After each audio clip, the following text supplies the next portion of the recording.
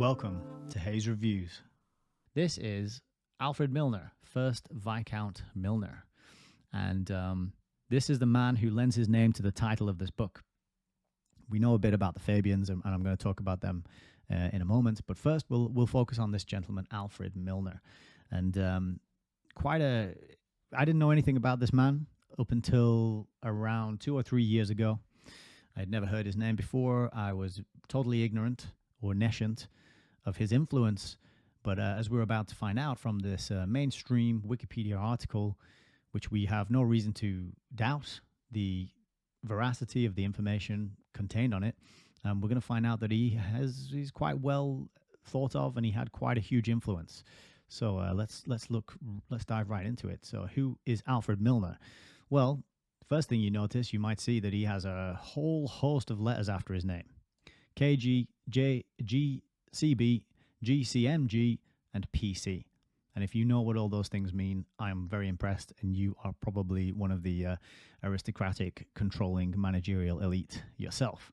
But for me, I had to hover over these to find out what they are. So if you got KG after your name, that means you are a member of the most noble order of the Garter, which means you're probably a very good kind of person, right?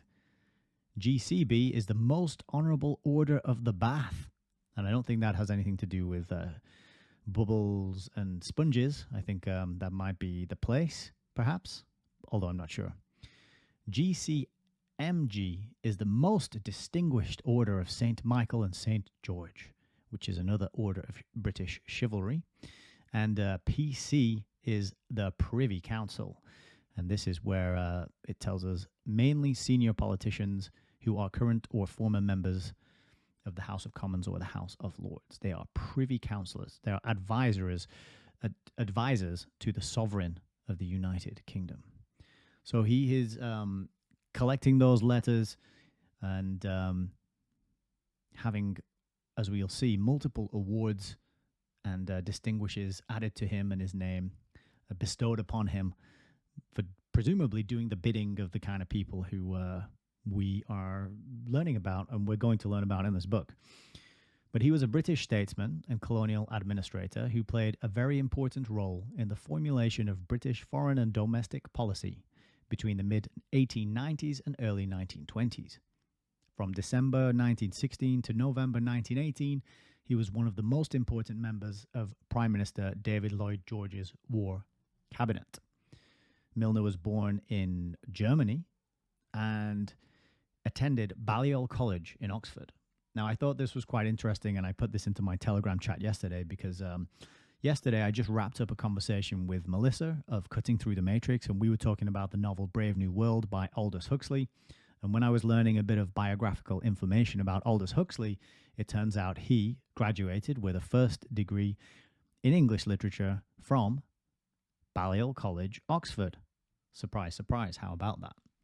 So this college has produced, I think it's the oldest in Oxford, and it has produced quite a large number of important, influential movers and shakers who find themselves hobnobbing and rubbing elbows with the managerial elite who are trying to plan things for the rest of us. But back to Milner, he had a first class in classics. He was called to the bar, but instead he became a journalist before he abandoned that and then entered politics. He joined the staff of Chancellor of the Exchequer and was posted to Egypt as Under Secretary of Finance. And he briefly chaired the Board of Inland Revenue. Now, Inland Revenue, what is that? That was the organization which first collected things like tax, income tax, national insurance, capital gains tax, you know, those kinds of people, the people that everybody likes and is happy to serve and obey. After this, he was appointed Governor of the Cape Colony and High Commissioner for Southern Africa. And this was following the disastrous Jameson Raid. When he was the Governor and the High Commissioner, Milner was a leading advocate for British subjects of the Transvaal and Orange Free State, and his policy precipitated the Second Boer War. During the war, Milner received praise and criticism for his civilian administration in South Africa. I thought that was a really weird phrase, a strange way to describe it, that he received praise and criticism. So which one did he receive more of? That would be my question. It's very odd to say somebody received praise and criticism for something, right? Usually in articles, in news stories, journalists tend to push one side according to their own, whatever the picture they're trying to paint. They'll try and emphasize one side above another. So it was quite strange to just have this balanced praise and criticism. My feeling is he probably received a lot of criticism more than praise. But one of the reasons for this, though, is that he established during the war, he established concentration camps in which he interned the Boers, the people who were rejecting English imperialism and wanted to be out from under the yoke of the British aristocracy. Then, following the British victory and annexation of the Boer republics, Milner was named their first British governor. So the British went in, kicked their heads in, and then Milner became the guy who was to oversee them and run them from then on. So you can imagine there was probably a lot of criticism going his way. Maybe this phrase, praise and criticism, means praise from the Brits and then criticism from the people who he was putting in concentration camps. Maybe that's why. Anyway, it says that he has that through his influence on young civil servants and imperialists, including Lionel Curtis and Leo Amery, Milner's influence on the British Empire extended through the Second World War. I just highlighted this word young here because there's a book I have over there about a group called Milner's Kindergarten. And this was, as it says, a group of young men who Milner was coaching, guiding, some might say grooming, to take on positions of influence and power in the sort of round table groups, which, as we'll see a little bit later, were set up by Milner and his good pal, good buddy, Mr. Cecil Rhodes. Continuing with the article, during the First World War, Milner served as a key advisor and cabinet member to Prime Minister David Lloyd George, and at the subsequent Paris Peace Conference, Milner was a leading delegate and a signatory to the Treaty of Versailles. So in his early life and education, as I mentioned earlier, he was born in Germany.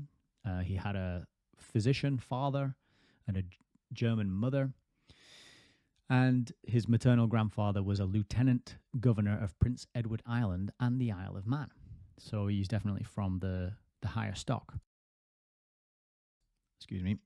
And then at Oxford, he formed a close friendship with the young economic historian Arnold Toynbee. That's a name who we see time and time again in Quigley's books, such as The Anglo-American Establishment. Toynbee is a historian, but he's the historian who writes the history books according to the members of the Round Table Society and this secret society, which was funded with money bequeathed to it by Cecil Rhodes in his last will and testament. So Arnold Toynbee is a very important figure because by being aware of him, we realize that history really is written by the victors. And a lot of the resources we have to learn from were actually written by members and supporters of this group, of this type of worldview, which dictates that everything shall be run by a small intellectual elite of good stock who are superior in every way and practice eugenics for themselves and dysgenics for the rest of us. So Arnold Toynbee, good friends with Alfred Lord Milner.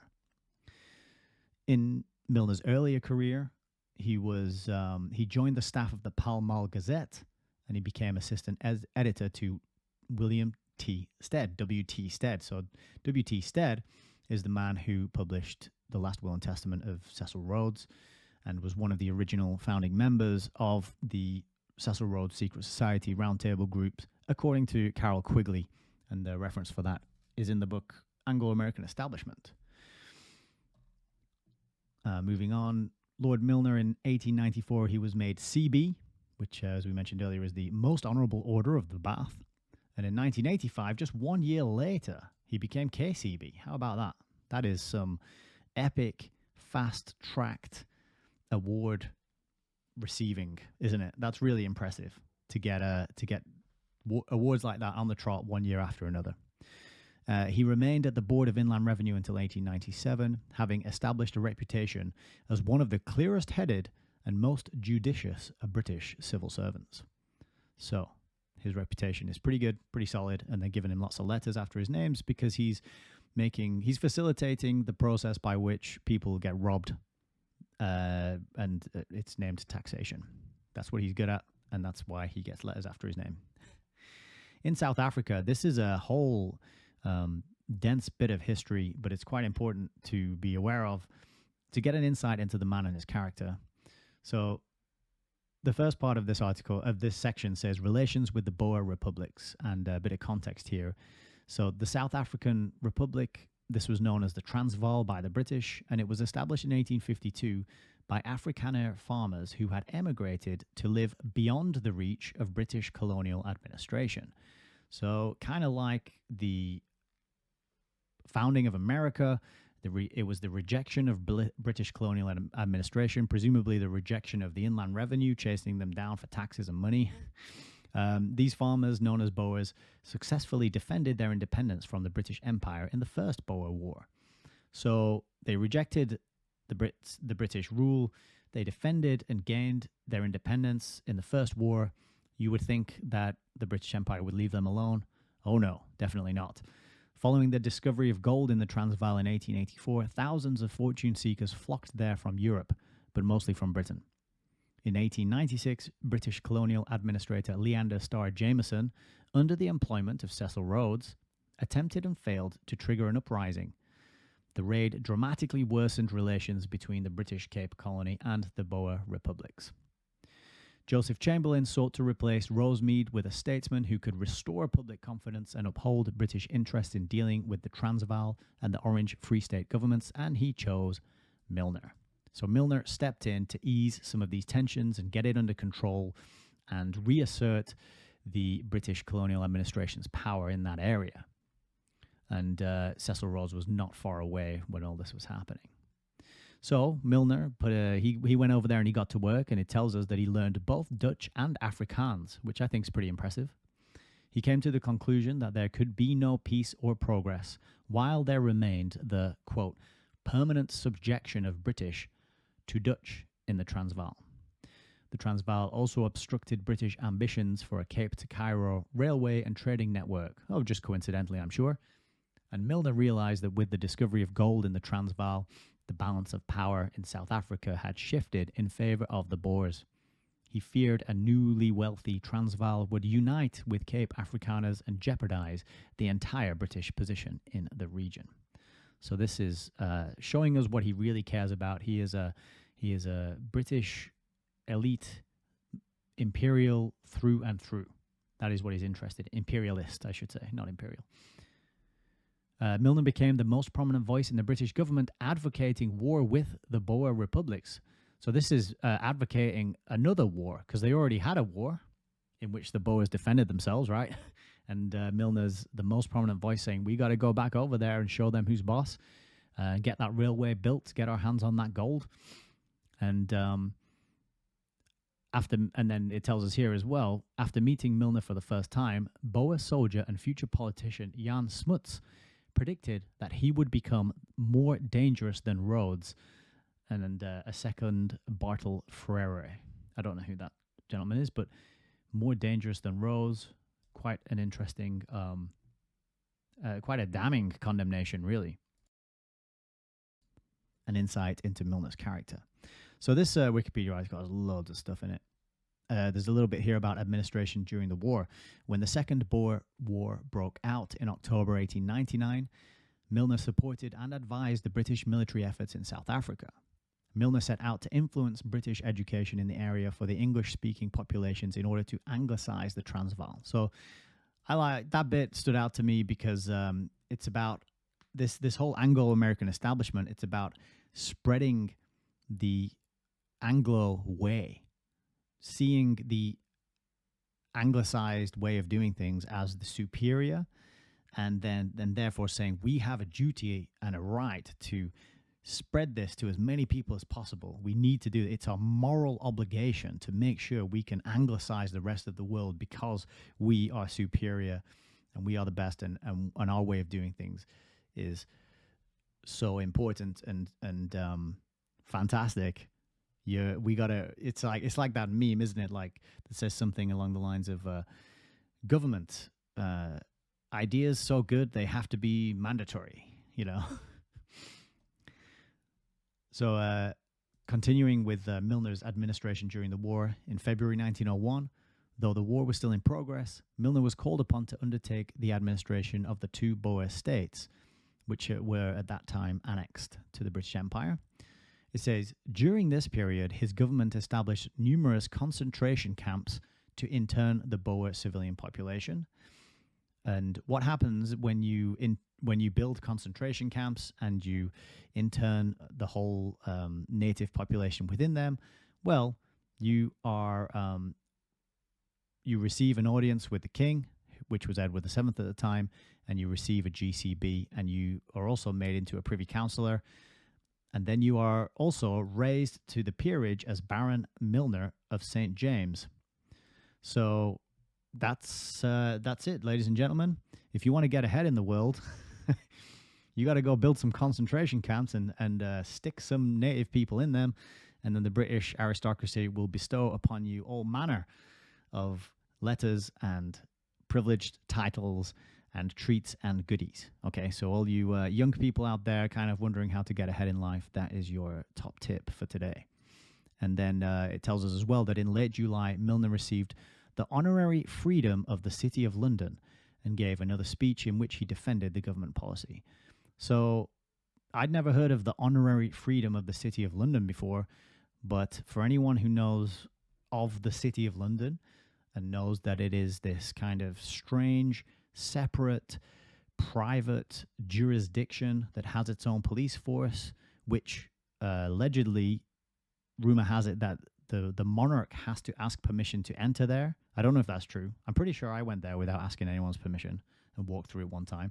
But very interesting connection that Milner received this honorary freedom in the City of London. So lots of detail, lots of information on this Wikipedia article. The last bit I wanted to mention before we move on was a little bit there about the Round Table as well, which I skipped over, but that would be worth checking out for somebody. But here in the personal life, there's a few details about his wife, and they had a little dalliance and they got married. But then it says, around the end of the Second Boer War, Milner became a member of the Coefficients Dining Club of Social Reformers, established by the Fabian Society campaigners Sidney and Beatrice Webb. Having worked closely with Cecil Rhodes in South Africa, Milner was appointed a trustee to the Rhodes's will upon Rhodes's death in March 1902. All right, so this is the connection. This is Milner's connection with Cecil Rhodes and also with the Fabian Society. So he's swimming in the same kinds of circles, and they were active and doing their thing at the same time. Now, I thought this was quite curious when I was reading through the Fabian Freeway book, that I hadn't heard that much about them, even though they were active around the same time that Cecil Rhodes and Milner and the Round Table were being established and they were getting their men into key positions. The Fabians were doing a similar thing, or at least making plans and doing a similar thing. So I'm really excited to dive into today's book to find out how these two groups kind of link together and overlap and cooperate. So it was interesting to see on Wikipedia there that admission that he is a member of the Coefficients Dining Club, which was established by Sidney and Beatrice Webb, who were also very ardent and hardworking early members of the Fabian Society too. That's all I wanted to kind of highlight and talk about from the Wikipedia page on Milner. But as you can see, he wrote a lot of books and did a lot of speeches, and there's a whole host of footnotes and references. So this guy's pretty, he's not a mysterious character. He's very well known, well established, and there's not much to do with him that is controversial, apart from the fact that he likes to stick people in concentration camps, and he receives rewards for doing so. All right, let's just have a little look at this freedom of the City of London thing that popped up as well, because I couldn't resist and I had to have a look. And I didn't go into too much detail, but there is a whole list of this is an award where the City of London will declare you and give you the status of a free man or citizen which means you are not under the jurisdiction of a feudal lord, right? So I don't know that much about feudalism and citizenry and all these titles that these guys throw around to each other, but it does seem very curious to me that this banking center, this hub, which has tendrils going out across the world, that this city of London has this award for declaring who is and is not a free man or a citizen. And if you have a quick look at the list of free men here, you've got family members, royal family members, none of my family members, but the royal family, they get this status. Prime ministers get it. There's foreign royalty who receive it. There's US presidents who receive it. There's entrepreneurs and academics, religious leaders, diplomats, and historically notable Britons. So just quite curious, something that might be worth looking into. I do have a 4-volume set about the history of the city of London. It's right above my head, just there, by David Kynaston. And I scooped that up because I'd never heard of it, and I found like volume 3 in an Oxfam, and I thought, I better get this whole set. That goes right back to the original formation of the City of London, and I think would be a very interesting bit of history to dive into, but that'll have to be another time. But I just mention it here because you see that Milner is now linked into the City of London. He's linked into the Fabian Group. He's linked into Cecil Rhodes. He's linked into Balliol College in Oxford. You can start to draw and see the web around him and the types of people he was involved with.